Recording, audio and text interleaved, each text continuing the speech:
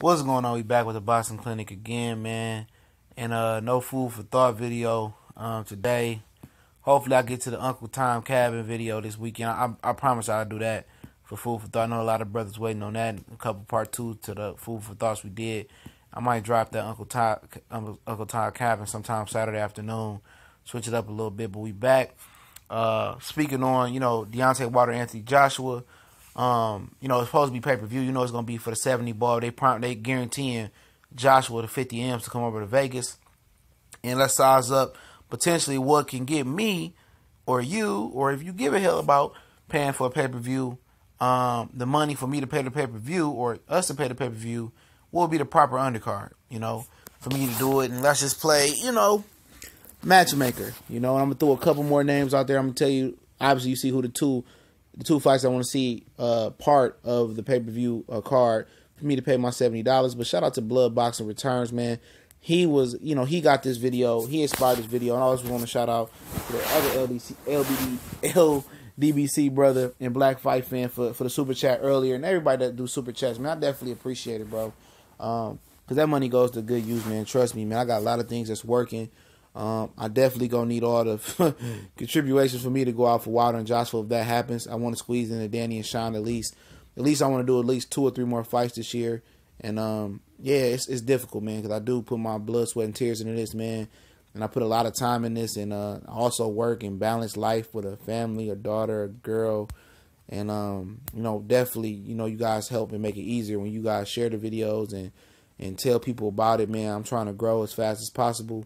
But, slow progress better than no progress, you dig, and the right progress. So I want the right community. I want the right subscribers. And let's take it to the top. But, yeah, for this undercard, man, they got to put some shit together, man. Cause I ain't going to just throw $70, $80 to see Wilder and Joshua fight, bro. I'm just keeping it real. Like I was on the live stream with Money Brown TV, Correa, Mr. LBTA, and the Cali Enigma, before he jumped on today, I said that I really didn't give a shit about this fight, man, to be honest. This wasn't nothing that I was looking up for. This heavyweight division been dead for me since Vladimir Klitschko, since Vitaly Klitschko and Lennox Lewis got it on. And that was the last great heavyweight fight, in my opinion. Joshua and Vlad was a good fight, but it wasn't a prime fighter or two fighters that still had a lot of their faculties to me. Vladimir Klitschko been knocked out so many times. I mean, it is what it is, but I give Joshua credit. But this ain't Mayweather Pacquiao for me, or this ain't, even Canelo Golovkin for me, in my opinion.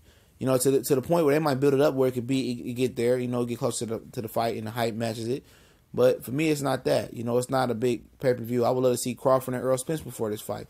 For the simple fact that the heavyweight division is not real heavyweights, in my opinion. And it's not my fault that I rate heavyweights. I use the barometer from the 90s and the 80s and stuff of that nature because that's the heavyweights I like to fight. I like to watch fight. And I hold them to that standard. I mean, I know we probably never get those heavyweights again. And I'm perfectly fine with just neglecting the division until that never again day happens. But obviously, Deontay Wilder, he's an American fighter. I want to get behind him. Anthony Joshua, he got the looks that he possibly can bring the heavyweight division back to prominence a little bit. So I'm definitely going to get behind this fight. I'm definitely going to pay the pay-per-view as long as the undercard is suitable, in my opinion. And I got a few type of matchups, and I want to throw a couple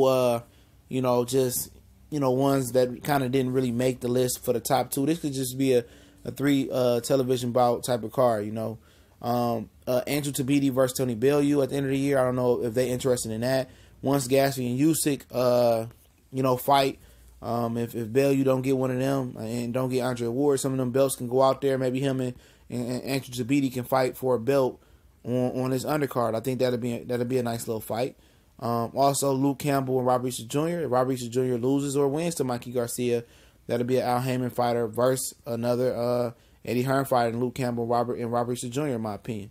And also, Tony Bellew is a Eddie Hearn fighter, and Andrew Tabiti is a Mayweather Al Heyman type of fighter. So just those 2 right there to throw out there that possibly it can be made between those 2. You know what I'm saying?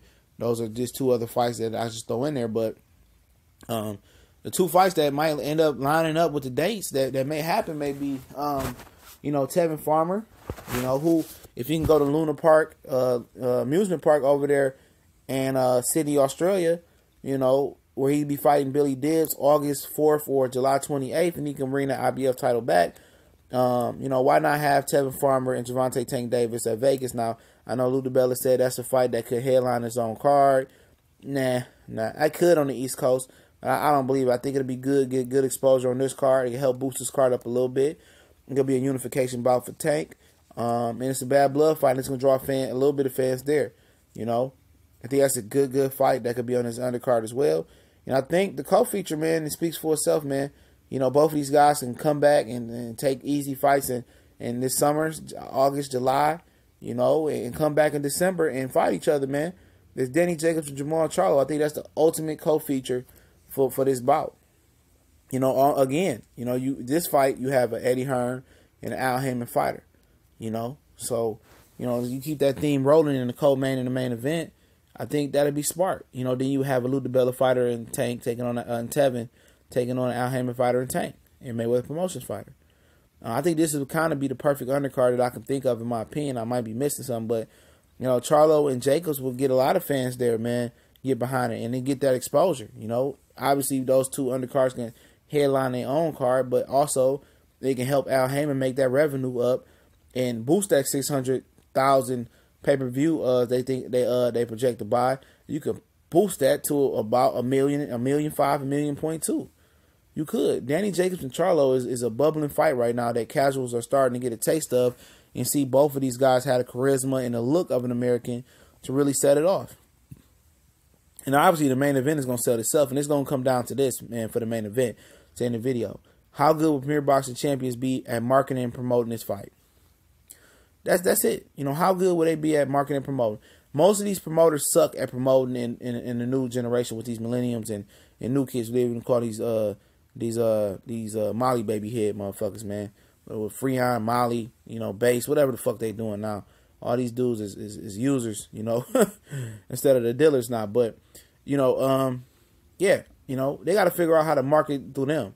Get on the Breakfast Club, use DJ Academics or something.